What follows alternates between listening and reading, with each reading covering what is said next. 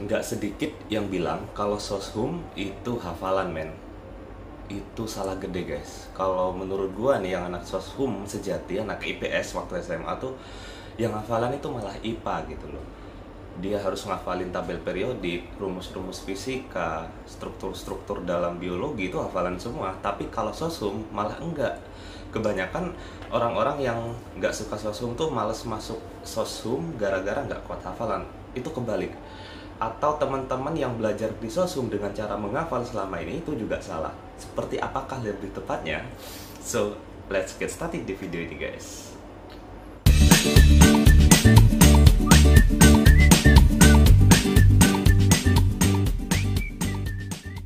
Nah, kembali lagi sekarang dengan gua Fai di channel ekonomi, ya, obrolan santuy tentang ekonomi. Meskipun channel ini adalah channel ekonomi, tapi gue akan bantu untuk membahas tentang dunia soshum. Kenapa? Karena gue sendiri anak soshum sejati, alias anak IPS dari SMA. Nah, kebanyakan nih gitu, kalau misalkan kita belajar soshum, itu ada yang berpikiran hafalan. Itu nggak salah, itu emang bener gitu, tapi nggak 100%, bahkan 50% pun nggak sampai. Seriusan, 50% kalau soshum hafalan itu nggak sampai 50%. Bahkan gue bilang untuk hafalan di soshum itu cuma 20%. Nggak percaya. Oke, kita sekarang bagi dua nih. Di soshum ada sosiologi, ekonomi, geografi, dan sejarah. Gue bagi dua, kanan dan kiri. Di kanan gue sini ada ekonomi dan sosiologi, di kiri ada sejarah dan geografi. Untuk mempelajari ekonomi dan sosiologi itu butuh yang namanya pemahaman konsep. Oke ya, kalaupun dalam sosiologi ada hafalan, itu hanya hafalan istilah. Dan kemudian mereka berdua ini berdasarkan studi kasus atau case study di situ. Nah, sedangkan yang di sebelah kiri itu adalah sejarah dan geografi. Kalau sejarah itu ada cara belajar tersendirinya. Kalau teman-teman ngafalin itu akan susah untuk dapat sense di sejarah itu sendiri. Dan kemudian untuk di geografi, nah ini nih yang gue maksud 20%-nya. Mau nggak mau kita harus ngafalin istilah-istilah yang ada di geografi. Kemudian struktur-struktur yang ada di geografi. Belibet men gitu loh. Nah, seperti apakah, kita bahas satu-satu yuk.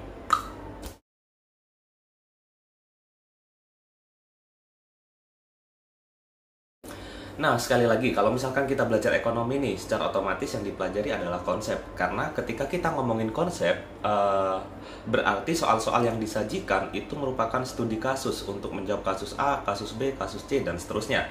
Dan di situ kalau kita nggak punya konsep, ya hilang gitu. Kalau teman-teman hafalan, ketika muncul persoalan baru nggak sesuai dengan apa yang dihafalkan juga susah. Itu cara belajar ekonomi adalah dengan konsep. Untuk belajar ekonomi dengan konsep, ya stay tune di channel ini, Ngekonomi dan Berkelana.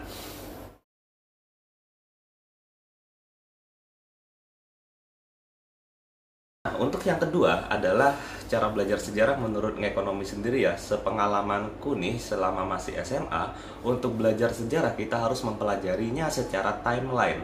Oke, sekali lagi, timeline. Timeline seperti apa? Teman-teman belajarnya itu harus urut men.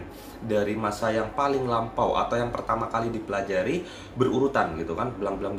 Teman-teman nggak bisa langsung mempelajari misalkan masa pendudukan Jepang, tapi teman-teman masih belum mempelajari kerajaan Majapahit.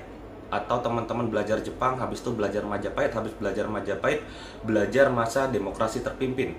Aku yakin teman-teman di situ akan kesulitan untuk cari intinya, maka dari itu dibutuhkan untuk membuat timeline dalam sejarah.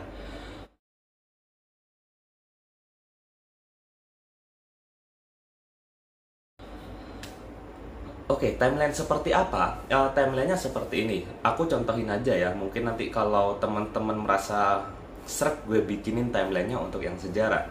Misalkan yang pertama kali kita pelajari adalah masa prasejarah. Di masa prasejarah itu ada masa Paleolitikum yang paling tua. Kemudian setelah Paleolitikum ada Mesolitikum. Setelah Mesolitikum ada Neolitikum.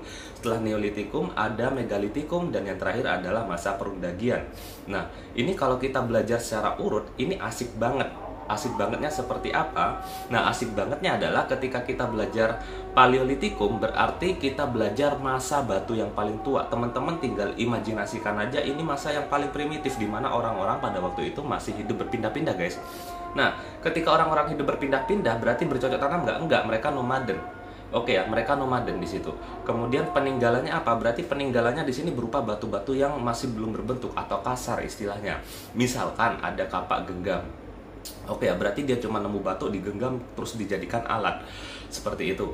Kemudian setelah Paleolitikum ada masa Mesolitikum atau batu Madya. Ini berarti cara ngambilnya adalah di 3 Neolitikum. Di sini berarti Neolitikum kan udah neo baru, dimana orang-orang pada waktu itu mereka sudah menetap. Berarti di sini mereka semi menetap. Salah satu contohnya adalah tinggal di dalam gua. Nah, ketika tinggal di dalam gua, mereka di sini yang tinggal di dalam gua tuh gitu loh. Berarti ada Abrisaurus gitu kan, dan kemudian banyak ditemukan sampah dapur, terus Jochen Modinger dan lain sebagainya. Itu teman-teman bisa berurutan. Kemudian setelah Mesolitikum kita langsung pelajari yang namanya Neolitikum. Neolitikum berarti orang-orang pada waktu itu udah menetap ya, atau bercocok tanam. Nah, ketika mereka bercocok tanam berarti peralatannya juga bagus-bagus dong. Yang zaman paling tua tadi Paleolitikum itu kapaknya nggak berbentuk, di sini udah berbentuk. Contohnya nih kapak persegi dan kapak lonjong. Sedangkan yang meso adalah kapak perimbas, guys. Nah, jadi enak banget ketika kita ngomongin paleo, ya udah kapaknya nggak berbentuk. Mereka punya genggaman gitu, ya udah jadi kapak genggam batunya. Kemudian yang Neolitikum udah mulai berbentuk, yakni lonjong dan persegi. Selesai. Kemudian masa Megalitikum, berarti batunya udah lebih canggih gitu loh. Kalau karakternya aku rasa sama aja gitu dengan Neolitikum, cuman benda-benda kreasi masyarakat waktu itu lebih gede. Misalkan ada menhir, dolmen, sarkofagus, punden berunda, kemudian ada lagi padusa dan seterusnya. Itu contoh cara kita belajar dengan timeline kalau yang sejarah. Setelah itu kita belajar masa perundagian. Peradaban manusia makin lama makin maju, kemudian dia menciptakan peralatan dari tembaga gitu kan, yang dari mana itu? Vietnam ya, Dongson. Nah, ketika itu di perundagian ini mereka sudah mulai buat banyak peralatan, yang mana peralatannya itu terbuat dari tembaga dan logam. Apa aja teman-teman tinggal cari di situ. Nah, setelah itu kita ngomongin masa sejarah. Masa sejarah di Indonesia timelinenya adalah dari Kerajaan Kutai yang pertama. Sebelum kita masuk ke Kerajaan Kutai, teman-teman harus ambil teori masuknya Hindu-Buddha. Gimana sih kok mereka bisa masuk ketika prasejarah kita sistemnya kesukuan, kemudian berubah menjadi kerajaan ketika Hindu-Buddha masuk. Dimana teori Hindu-Buddha kan ada 5 teori, Brahmana, Satria, kemudian Vaishya, dan Shudra. Nah, dari teori-teori ini kemudian masuklah, saya misalkan contohkan yang Brahmana. Dimana kalau misalkan kita teori Brahmana sengaja ngundang pada waktu itu orang-orang di Indonesia nih, mereka ngundang Brahmana dari India untuk datang ke sini dan mengajarkan agama itu. Kalau misalkan teori Vaishya itu kan berarti dari hubungan dagang, kemudian mereka sampai di Indonesia, terus penasaran mereka ngapain, oh ternyata beribadah nih secara agama Hindu. Ya udah, kemudian masuk Hindu-Buddha dengan kerajaan tertua Kutai. Kutai kemudian ada Tarumanegara, terus ada Sriwijaya juga, kemudian ada pada waktu itu Mataram kuno ya. Nah, di Mataram kuno sebenarnya berhubungan sampai ke Panjalu Jenggala. Ketika Panjalu Jenggala yang kemudian Panjalunya jadi Kediri kalau nggak salah. Nah, jadi Kediri nanti diserang oleh salah satu bagian wilayahnya, yakni Tumapel, Ken Arok ya. Kemudian muncullah Singosari. Kalau gue jelasin detail nggak selesai men satu video ini. Nah, kemudian kalau cara belajar yang berikutnya,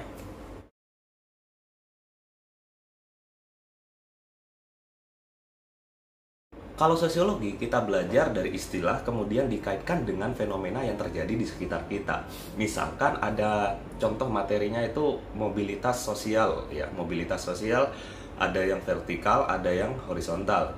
Ada yang vertikal intragenerasi dan intergenerasi. Berarti vertikal itu yang dia naik gitu loh, status strata sosialnya naik. Misalkan yang sebelumnya dia jadi pengamen, kemudian dia jadi presiden. Nah, itu berarti mobilitas sosial vertikal yang naik. Jadi kurang lebih contohnya seperti itu. Kalau kita belajar yang berikutnya,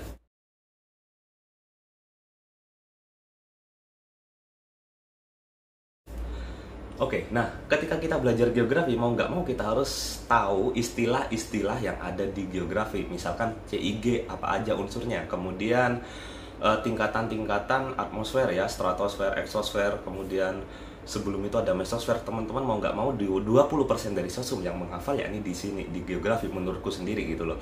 Jadi teman-teman harusnya bisa memilah-milah cara belajar yang cerdas. So kesimpulan dari video kali ini adalah ketika kita belajar ekonomi, kita belajar konsep, ketika kita belajar sejarah, kita belajar timeline, ketika kita belajar sosiologi, yang kita pelajari adalah kaitkan dengan kondisi di sekitar kita untuk sosiologi. Jadi teman-teman akan mudah meresapi materi-materi yang ada di sosiologi.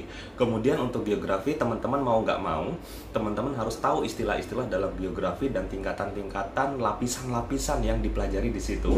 So, cukup sekian untuk membantu teman-teman bagaimana cara kita mempelajari soshum dengan enjoy. Jadi nggak semuanya dihafalin. Kalau teman-teman ngafalin sejarah mah selesai men gitu loh. Kalau teman-teman ngafalin ekonomi, bukunya tebel-tebel juga, itu bakalan pusing guys. So, cukup sekian video dari saya. Enjoy this video and stay tune terus di channel ini, channel ekonomi, dan berkelana. Sampai jumpa lagi di video yang berikutnya.